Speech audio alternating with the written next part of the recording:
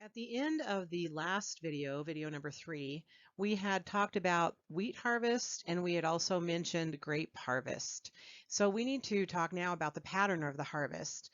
And this is an essay that was put together by Bob Canning, and I am grateful that he said that I could use this. It's amazing. So this helps us understand the actual pattern of the harvest cycles and seasons in Jerusalem. The church seems to have been following the Jewish harvest pattern to date. From Joseph Smith to Brigham Young, we have the barley harvest. Barley is the first fruit, characterized as weak, susceptible to damage from spring frosts, just like the early church was susceptible to damage as Joseph restored it.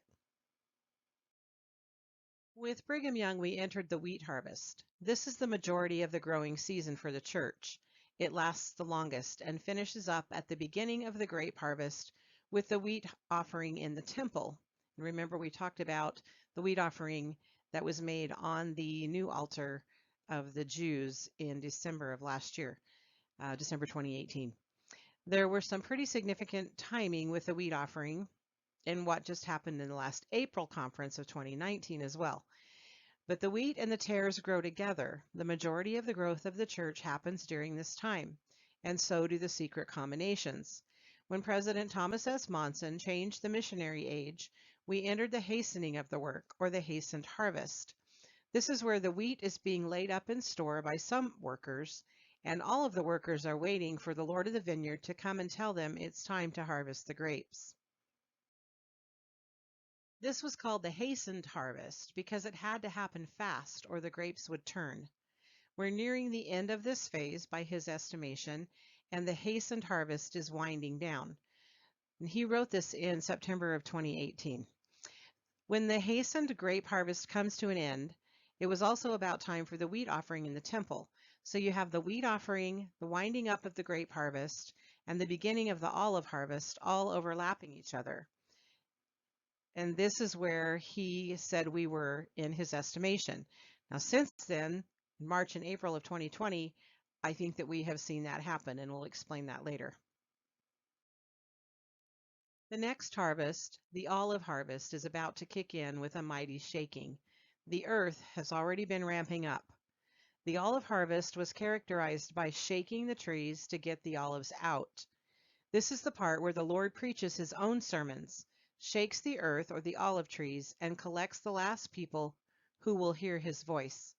The trees are violently shaken to get the olives to fall so they can be gathered.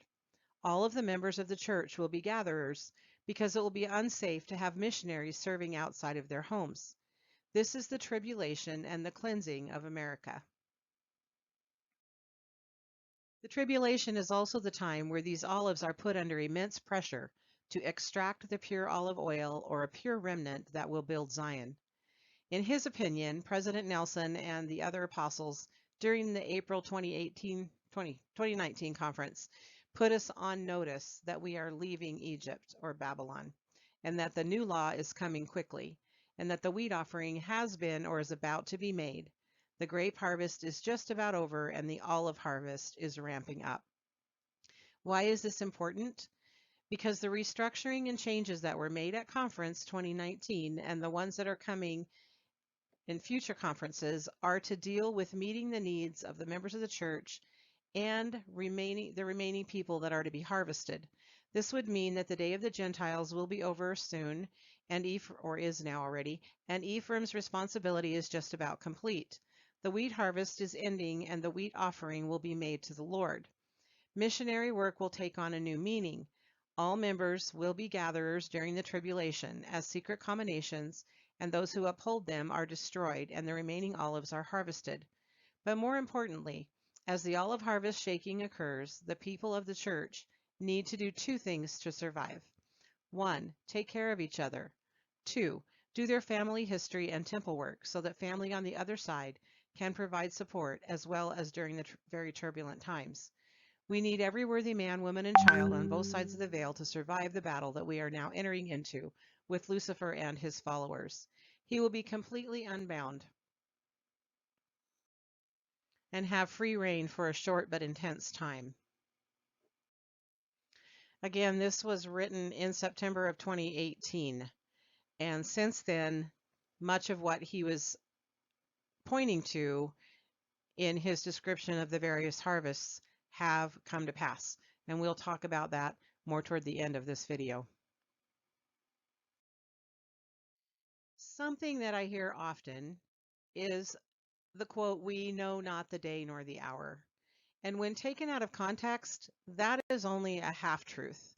So we need to stop misusing this quote, because as for the season, year, month, and likely even the week, we can know.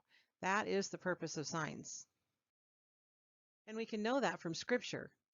D&C 106:4 says, "And again, verily I say unto you, the coming of the Lord draweth nigh, and it overtaketh the world as a thief in the night.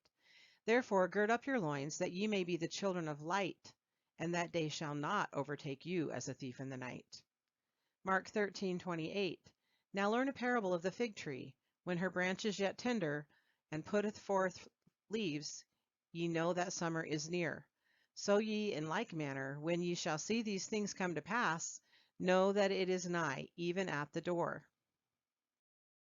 1 Thessalonians 5, "But ye, brethren, are not in darkness, that that day should overtake you as a thief. Ye are the children of light, and the children of the day.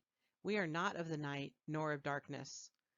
Elder Bruce R. McConkie added further insight to the meaning of this passage when he said, "Those who treasure up his word will not be deceived as to the time of that glorious day, nor as to the events that precede and attend it. The righteous will be able to read the signs of the times. To those in darkness he will come suddenly, unexpectedly, as a thief in the night. But to the children of light, who are not of the night, nor of darkness, as Paul expressed it, that day will not overtake them as a thief. They will recognize the signs as certainly as a woman in travail foreknows the approximate time of her child's birth."